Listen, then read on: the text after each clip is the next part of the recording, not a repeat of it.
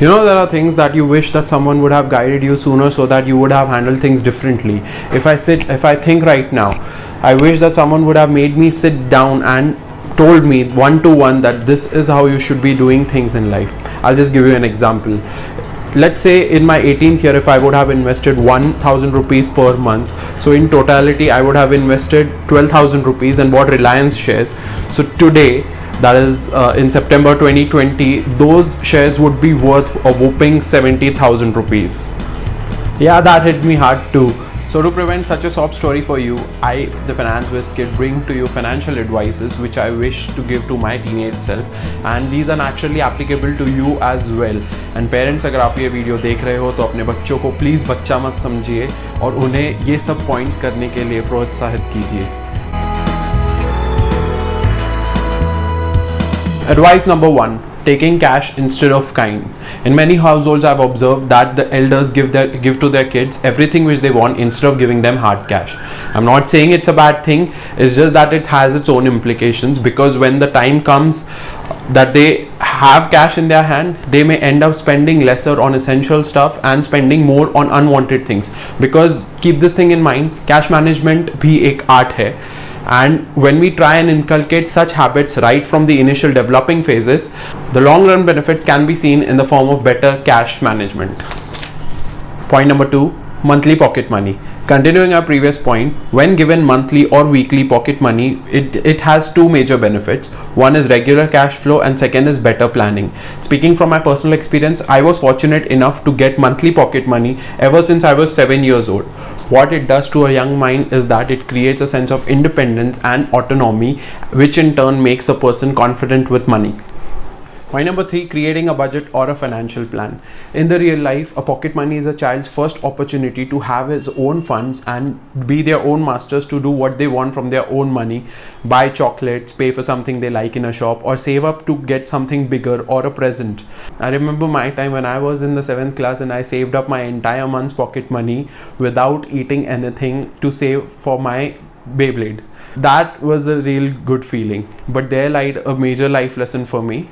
That is, if you want one thing, you have to forego the others. In common parlance, we call this as the concept of budgets. Now, I won't go on and bore you about how you're supposed to do it in a formal, written manner, etc. But the point I want to put across is that thinking is all that matters, and it will be a major life lesson for all your financial life. Invest a part of your money. Now, this is something which my personal regret has taught me, as I told you in the introductory part of the video. No matter how small your pocket money is, make an effort to save at least 20% of the same every month. Believe me, it will go a long way in shaping your lifestyle. I was absolutely mind blown when one of my younger friends told me that they have been running BCs amongst their friends since their school days. And here I am thinking about my school days and thinking that BC मतलब कुछ और होता था ना. So the lesson here is, it's not about the amount of money, it's about the mindset that goes behind it. What you can do is start an SIP, start a BC with your friends, start a recurring deposit account. The options are plenty, you just have to be ready for it. If you want any of those videos which I have uploaded already, I'll put it in the description box below. Do check them out, and if you need any assistance in that, I am here to help you. And the 5th point is monetize your skills. Let's be honest here, we all have done some kind of barter right from our school days. Getting your drawing and art done from the artist of the class in exchange of doing their math homework, or completing assignments in exchange for chocolates.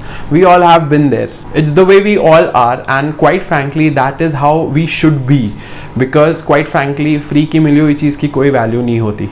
On the similar lines, what I would like to urge everyone, that if you're good at something, फिर चाहे वो कुछ भी हो, drawing, art, painting, math, geography, English, etc., you can monetize your best skills and earn some extra cash. And I have got a bonus point for you. We as a nation have been quite influenced from the Western world. We have moved on from being the MTV era kids to now the Netflix era of kids. So if you want to pick up something from the West, it should be this thing: get a part-time job. There should be no shame in this. In fact, it should be a matter of pride for you that you're working since a young age. And please, no child labor advocates here. Let's say if you have a knack for teaching, you can take up home tuitions for your juniors for 2 or 3 hours a day. Or if you are interested in your parents' business, you can join them as an assistant for 2 to 3 hours a day. Our course, that is CA, has already figured this out, and I have been working since I was 18, and trust me, it does change your perspective about life. Now, as I'm growing up and seeing more of the world, one thing I can tell you for sure, no matter from which stream you come in or what is your profession, one thing is always common, and that is money and finances. And I am a strong advocate that our education system must include a little bit of how investing works. वो जब हुआ सो हुआ, तब तक मैं हूँ आपके लिए. If you have any addition to the advices which I just spoke of, please mention it in the comment section below. I'll be sure to give you a shout out in the next video, and do share this video with your friends because it might help them too. Thank you so much for watching.